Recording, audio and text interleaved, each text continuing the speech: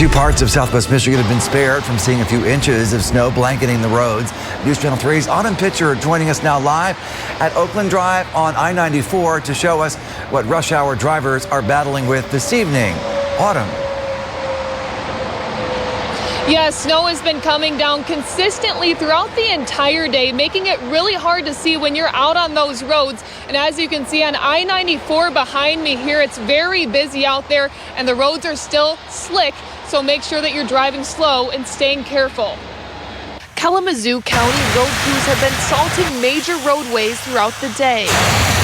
We knew that snow was coming. We prepare for that snow all year round. But even with 40 trucks spanning 1,200 miles, Comstock Assistant Fire Chief Kevin Thompson still gets called out to crashes. This driver slid off ML Avenue just after noon, leaving his SUV smashed in a ditch. When you're in a hurry, you can't predict the road conditions, so it's better to just take a little extra time. The driver wasn't hurt. Thompson considers them lucky. As far as accidents go or crashes go, this was the safest that could happen. They didn't hit any trees or anything. And Thompson says crews have been called out to 5 different crashes today, one on the highway, the rest on side streets. I would avoid back roads. Try to stick to the main roads as much as you can. That's not possible for people who have to work through the weather like Richard King. Pretty bad out today. It's really horrible. We drive around a lot, even through the bad weather. King says he picks up trash across 40 miles of road between Kalamazoo and Three Rivers. Snowy conditions make his job a lot harder. That you said you did slide and you got stuck? Yeah, just a while back got stuck a little bit, but somebody pulled me out and I'm still here. The Kalamazoo County Road Commission says the plows are working hard too, driving all around the clock to clean up the streets. When there's a heavy snow and there continues to be more snow accumulation, then we do try to do multiple passes on those snow routes. Phillips says to make sure to give the plows plenty of space when you're trying to go around them. Now, we did have several schools cancel classes today, and now several more are now canceling their after-school activities. We will have a full list for you on our website, WWMT.com.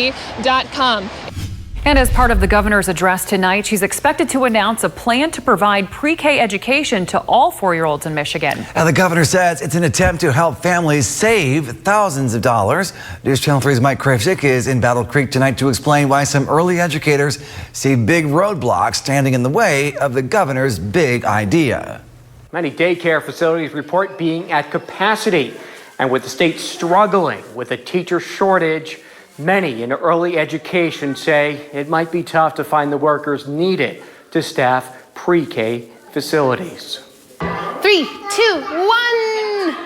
At Lindsay Potter's Pre-K Learning Center in Battle Creek, a combination of those kids are funded by the state's pre-K program. 50% of our students are state-funded preschool, and 50% of our students are tuition and DHS. Under a plan expected to be proposed by Governor Whitmer, all 110,000 4-year-olds across the state, regardless of income, will become eligible for Michigan's Great Start Readiness Program. We get to see 4-year-old preschool be offered in private, personally owned childcare, not just public schools. The governor's office says the plan will save families tens of thousands in childcare costs. Rachel Roberts runs Kalamazoo County's state and federal-run pre-K programs. She says 351 income-eligible 3- and 4-year-old children remain on the waiting list.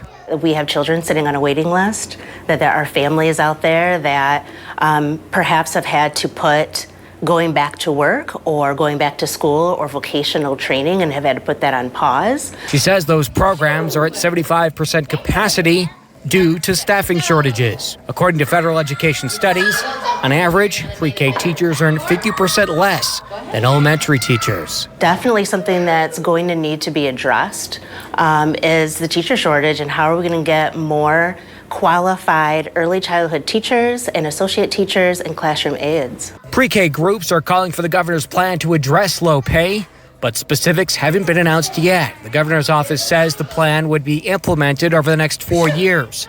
In the meantime, Potter says she hopes all of her pre-K teachers are able to reap the benefits. So when we think about preschool for all and for 4-year-olds, that is a wonderful step in that direction. But I also want staff equitability, and I want staff of infants and toddlers to be as highly valued from a wage scale as a staff of a 4-year-old. The specifics of how much the plan will cost are expected to be revealed when the budget is rolled out in a couple of weeks. In her first State of the State, addressing a Democratic majority in both the State House and Senate, Governor Gretchen Whitmer called for priorities that Democrats have had for years. Only this time, the governor says she hopes they will be accomplished. Our political reporter, Rachel Louise Just, is in Lansing to summarize the governor's primary message. The governor set the scene for her second term tonight, hitting on wins from her first term, but also looking forward, sharing a vision of economic growth and forward movement. In a very blue legislature, not just with the majority, but the colors on display. Michigan, the state of our state, is strong and ready to go. The governor sharing a message touching on hope, giving her fifth State of the State, the first of her new term, taking the chance to push for legislation previous Republican majorities have continually shot down, expanding protections for anyone based on sexual orientation or gender identity. Let's get it done. Repealing the dormant 1931 abortion ban. I want you and anyone who lives in a state that wants to control your body or deny your existence to know that Michigan has a place for you. And when it comes to gun violence, the time for only thoughts and prayers is over. The governor calling for universal background checks plus safe storage and red flag laws. If Florida and Indiana can get this done, we sure as heck can, right? As Democrats gave one standing ovation after another, Republicans staying mostly disengaged with the governor, even on issues both sides support. I know we might have different perspectives here, but I sure hope we can all get around supporting 4-year-olds across Michigan. Other top concerns from the governor, economic development and attracting young talent. For too long, we were fighting with one hand tied behind our back. And now, Michigan has got the upper hand. The governor introducing her new plan, lowering my costs. It comes in 3 parts, repealing the retirement tax, expanding the earned income tax credit, and pre-K for all. Whitmer not leaving the night without multiple references to the Lions or your grit hat, including a video featuring the season. Now, there was a 2-year break where we saw the State of the State delivered virtually. This is the first time since the COVID-19 pandemic began in 2020 where the State of the State has been held in person here in Lansing. One key thing that we see the governor did not focus on tonight or even mention is right to work, something that she is opposed to. The governor telling me that the reason she didn't bring that up is because everyone knows where she stands on that issue. In Lansing, Rachel Louise Just. Governor Whitmer had multiple opportunities to provide you with real relief, to put more money, your money, back in your pocket. But she failed you by vetoing each proposal that was sent to her. Republicans are reacting tonight to Governor Whitmer's State of the State address. West Michigan Senator there, Eric Nesbitt, giving the response for the GOP, saying that Governor Whitmer is part of the reason things at the grocery store are so expensive. Nesbitt goes on to say that Governor Whitmer says all the right things, but vetoed several bills Republicans say would have helped Michiganders save a lot of money. He says Republicans want Governor Whitmer to help lower taxes to give people more cash in their pocket to deal with the rising price of everything.